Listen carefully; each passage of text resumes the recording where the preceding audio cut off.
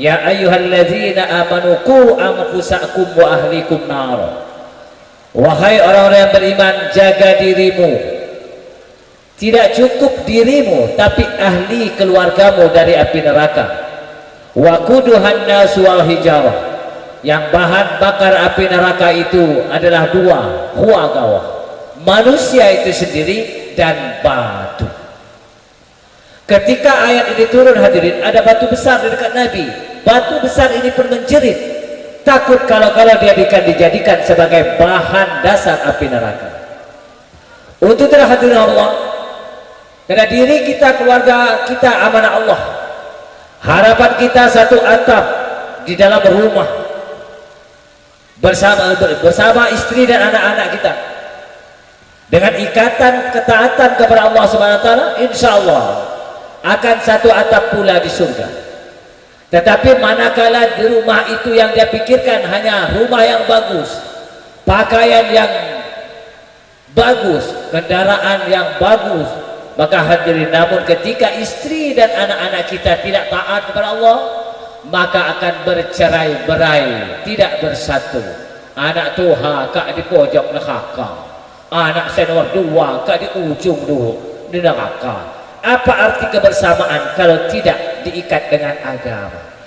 Untuk itulah hadirin rahmatullah, perjalanan kehidupan manusia ini bersama istri dan anak kita untuk umat Muhammad, kalau panjang sitin au sab'ina sanatan 60 tahun gawah. Selebihnya hadirin, kalau kita meninggalkan anak yang saleh dan salehah, insyaallah jadi payah kita akan terobati karena mereka memiliki akhlak yang baik. Lalu setelah kita meninggal dunia, ketika anak kita mengerjakan salat lalu doa rabbighfirli wa liwalidayya warhamhuma kama rabbayani shaghira, pahala tersebut akan mengalir ke alam kubur. Berapa banyak hadirin waktu dalam satu hikayat bapak mati muda, belum banyak beribadah, tetapi karena anaknya ini rajin beribadah dengan lantaran doa kepelok, doa singkat rabbighfirli wa liwalidayya warhamhuma kama rabbayani shaghira, sehingga ayahnya yang disiksa di azab di alam kubur dibebaskan oleh Allah Subhanahu wa taala hanya dengan doa anak rabbighfirli wa liwalidayya. Di dalam hikayat yang lain pun begitu juga. Anaknya setiap hari membaca Al-Quran, ayah ibunya sedang diazab oleh Allah Ta'ala kubur, maka dibebaskan kena hari per hari, huruf per huruf dialirkan pahalanya ke alam kubur daripada kedua orang tuanya. Untuk itulah hadir Allah untuk mendapatkan anak yang saleh dan soleha, bukan hanya sekedar mengakikahkan, mengkhitankan budak negawah lain. Diawali pertama hadirin, ketika akan menitipkan nutfah ke dalam rahim istri, maka hendaklah membaca doa. Di dalam kitab Talbisul Iblis disebutkan, apabila seorang ayah mendatangi istrinya tanpa membaca doa sebelumnya, maka jin pun ikut menitipkan nutfah ke dalam rahim istrinya. Apabila nutfah ayah sudah bercampur dengan nutfah jin, telu kemungkinan akan terjadi. Yang pertama, anak akan bisa cacat. Kedua, kemungkinan besar anak akan idiot. Tidak cacat, tidak idiot, sempurna anak ini, tampan, cantik. Kemungkinan ketiga, watak iblis akan ada pada anak. Ya, jadi kewan anak toha kam kak nakal. Ingat-ingat masa dahulu baca bismillah atau mawan, membaca bismillah pak kepelok. Nah, itu kemungkinan yang terjadi. Kalau tidak cacat, idiot, kemungkinan ketiga, watak iblis durhaka akan ada pada anak.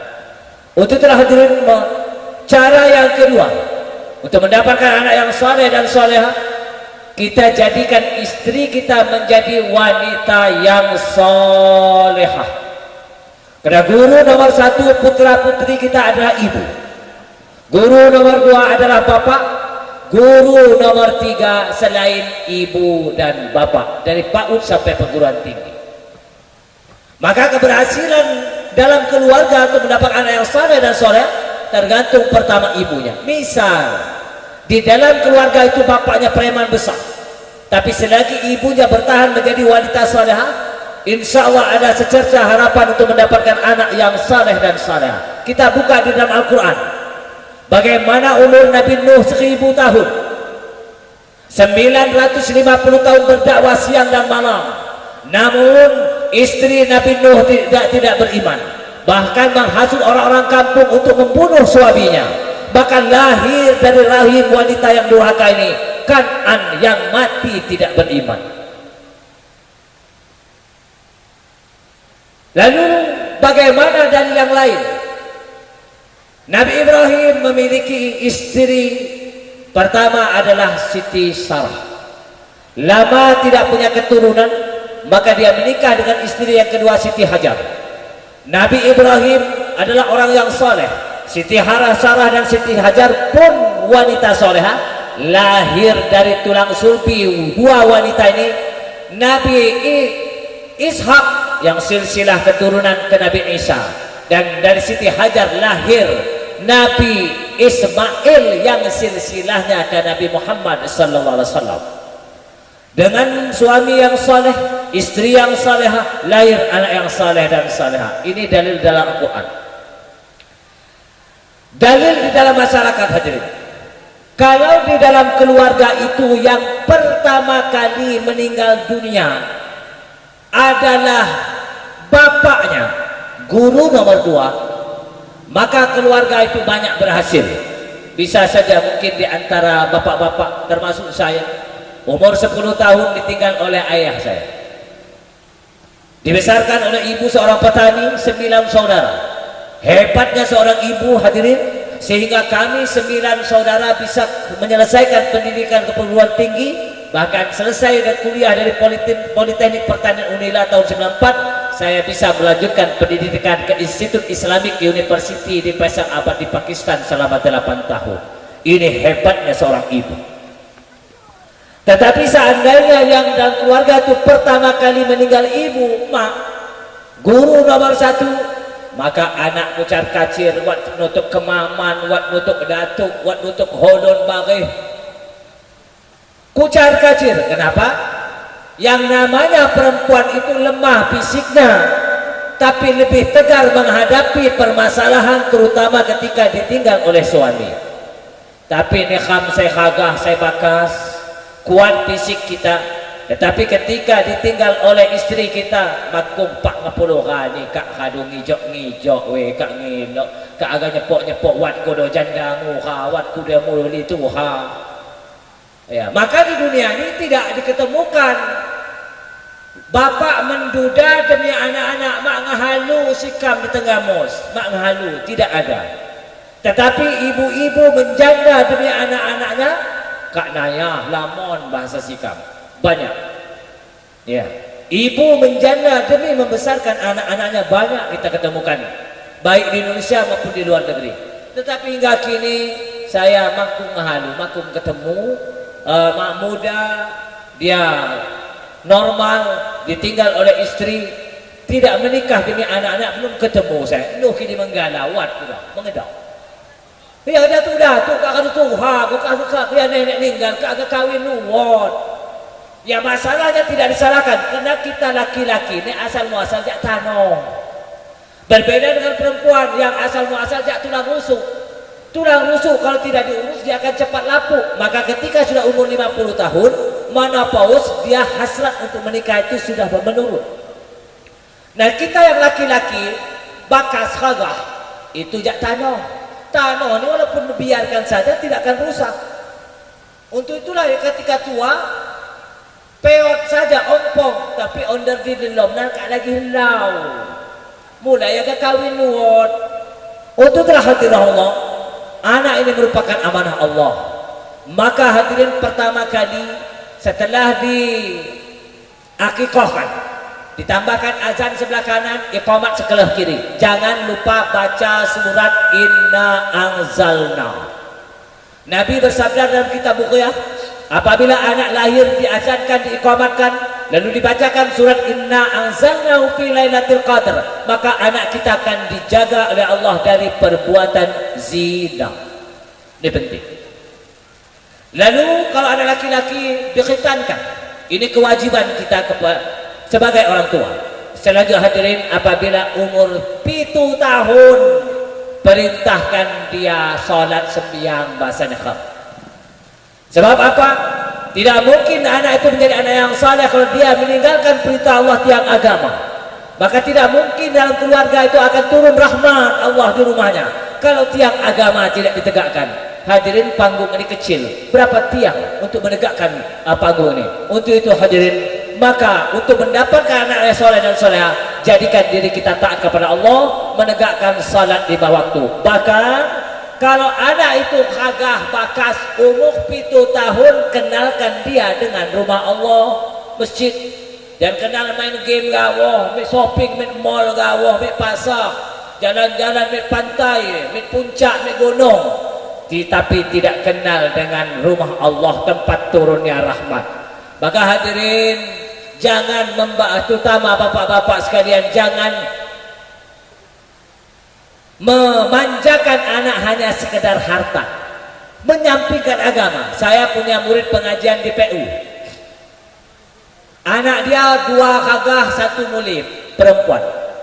Saking kayanya bapak ini, SMP, SMA di Bandar Lampung, kuliahnya semua di Amerika. Dia punya apartemen di sana.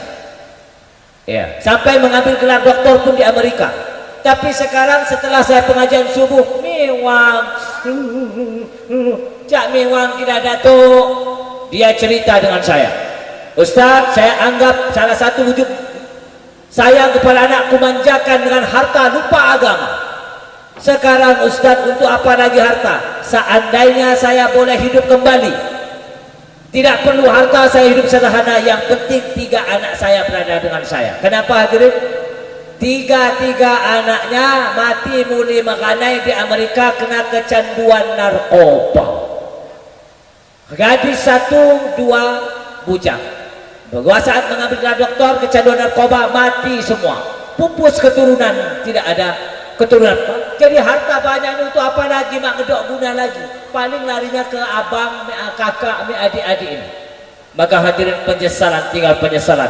Dia manjakan anaknya dengan harta benda sampai kuliahnya semuanya di Amerika, tetapi mengabaikan agama, petaka baginya. Untuk itu, anak-anak yang laki-laki umur 7 tahun maghribnya ikut bapak, kenalkan dengan rumah Allah, melembutkan hati anak. Kalau anak seperti ini, insya Allah di dunia menyenangkan kita, dan akan menggandeng kedua orang tuanya untuk sama-sama ke surga. Inilah sebagai qurrata a'yun. Kenapa hadirin? Inna amwalakum wa auladakum fitnah. Anak dan harta akan jadi fitnah, akan menyeret manusia ke surga atau menjerumuskan pemilik anak dan harta ke neraka. Untuk itu hadirin yang punya travel dari Medan datang ke pondok pesantren kita, dia katakan, Ustadz mau uang berapa? 1 miliar, 1,5, ada 2 miliar, boleh kau ambil, dengan catatan anak tunggal saya yang menganai sembuh dari narkoba. Hana-hana, nak anak bakas kagah 1 bujang kecanduan narkoba, sudah seperti orang gila. Harga pira di Ustadz duit 1,5 miliar, aku, dengan catatan anak saya sembuh. Maka harta itu tidak ada guna lagi ketika anak menjadi petaka dalam kehidupannya di dunia, apalagi di akhirat kelak hadirin. Maka hadirin, mudah-mudahan kehadiran kita di sini mengiringi doa kita bersama. Mudah-mudahan anak yang sudah dikhitankan dari anak daripada Bapak Erwin dan yang diakikahkan menjadi anak yang soleh dan soleha. Amin. Dan menggandeng kedua orang tuanya untuk mendapatkan kebaikan dunia dan kebaikan di akhirat. Amin ya rabbal alamin. Hadirin, menak mawari pakwatin sebenarnya lebih kurang ilmu pemaham alim puha. Wabillahi taufiq hidayah. Assalamualaikum warahmatullahi wabarakatuh. Ya Allah ya Rahman ya Rahim. Di rumah Bapak Erwin sekeluarga besar, kami berdoa menengadah tangan di hadapan Engkau. Tangan yang terangkat, tangan yang penuh dengan dosa. Mulut yang berdoa dan mulut yang mengaminkan pun mulut yang penuh dengan dosa. Jasad yang duduk di tempat ini, Allah ya Rahman ya Rahim, jasad yang banyak dosa. Namun ya Rahman ya Rahim, kami mengetuk pintu maghfirah-Mu. Bukankah Engkau sendiri yang Maha Pengampun, Ghafur dan Ghafar, Rahman dan Rahim, Maha Kasih, Maha Sayang. Kami mengetuk pintu maghfirah-Mu ya Allah. Ampunkanlah dosa kami, dosa kaum muslimin muslimat di seluruh dunia, baik yang masih hidup maupun sudah meninggal dunia. Wabil khusus ya Allah, dosa keluarga kami yang sudah mendahului kami. Terlebih lagi dosa dua manusia yang tidak ada gantinya kemanapun kami mencari di muka bumi ini, yakni ayah dan ibu kami. Ya Rahman ya Rahim, seandainya kedua orang tua kami masih hidup atau salah satu dari keduanya, maka ya Allah, jaga kesehatan di usia senjanya, jadikan dia ahli ibadah dan ahli taubat. Ya Allah ya Tuhan ya Rahman ya Rahim, seandainya kedua orang tua kami atau salah satu sudah meninggal, dengan kerendahan hati ya Allah, jadikan kuburnya taman di antara taman surga. Bebaskan mereka dari fitnah dan azab kubur. Ya Allah ya Rahman ya Rahim, hampir seluruh ayah dan ibu kami yang hadir di sini, bukan kiai, bukan ustadz, bukan ulama, bukan ahli ibadah, kesibukan ayah mencari nafkah untuk keperluan kami di kebun, di sawah, di kantor, di pasar. Terkadang ayah kami meninggalkan perintah-Mu, meninggalkan sholat demi kami ya Rahman. Begitu juga ibu kami sibuk mengurus kami. Terlebih lagi masa kecil dahulu kami sakit-sakitan. Terkadang ibu kami meninggalkan perintah-Mu. Untuk itu ya Rahman.